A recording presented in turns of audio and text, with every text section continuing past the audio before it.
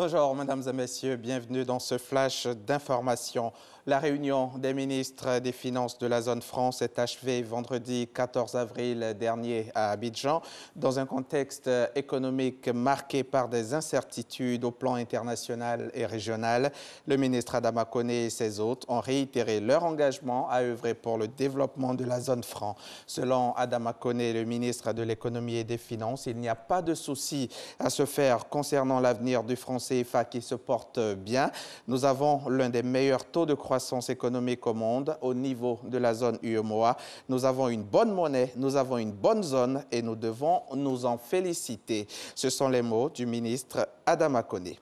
Le gouvernement vient de renforcer le dispositif technique des postes électriques, cela à travers la Société des énergies de Côte d'Ivoire. Dans la région de Bonoa et à Yamoussoukro, les réseaux ont été mobilisés, montant investi 1,591 milliard de francs CFA. Les précisions d'Adama Koné.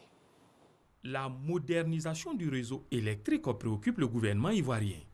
2 postes sources viennent d'être mis en service à cet effet.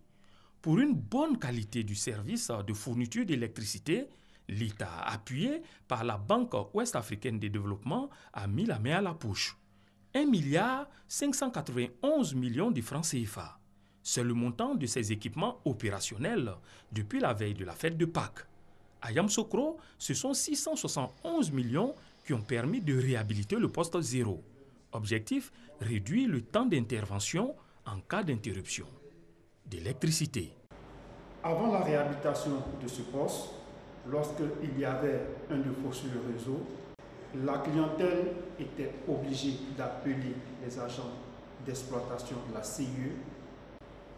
Cette réhabilitation a introduit un système d'alerte par SMS qui permet aux agents d'exploitation de savoir en temps réel l'état des équipements. La Société des énergies de Côte d'Ivoire compte étendre ce type de poste à disjoncteurs motorisés et télécommandables aux villes d'Abidjan, de Bouaké et de San Pedro à l'horizon 2020. À Abrobakro, dans les environs de Bonoa, le poste mis en service renforce les équipements existants. La zone située entre Grand Bassam et Aboasso ne souffrira plus de perturbations liées à l'indisponibilité d'un transformateur. Désormais, la présence de 2 transformateurs assurera la continuité du service en cas de maintenance ou de panne. Pour cela, il a fallu débourser 920 millions de francs CFA. 3 autres postes de ce type seront mis en service au cours de cette année 2017.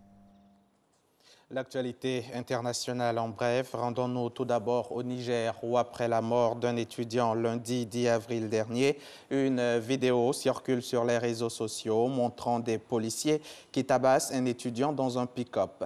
La scène a été filmée par les policiers eux-mêmes qui l'ont postée sur les réseaux sociaux. 3 d'entre eux ont été arrêtés. Au Venezuela, le président Nicolás Maduro déploie l'armée dans le pays de ce lundi 17 avril jusqu'à mercredi, demain donc 19 avril. Et mercredi, c'est le jour où doit se tenir une nouvelle manifestation de l'opposition. Selon le président vénézuélien, ce déploiement s'inscrit dans les commémorations de l'anniversaire de la révolution de 1810 qui a mené à l'indépendance du pays. Mais pour l'opposition, la présence de l'armée dans les rues représente un pas de plus vers une confrontation entre le gouvernement et les opposants. Il y a 6 mois, démarrait l'offensive sur la ville de Mossoul avec pour objectif de déloger l'État islamique.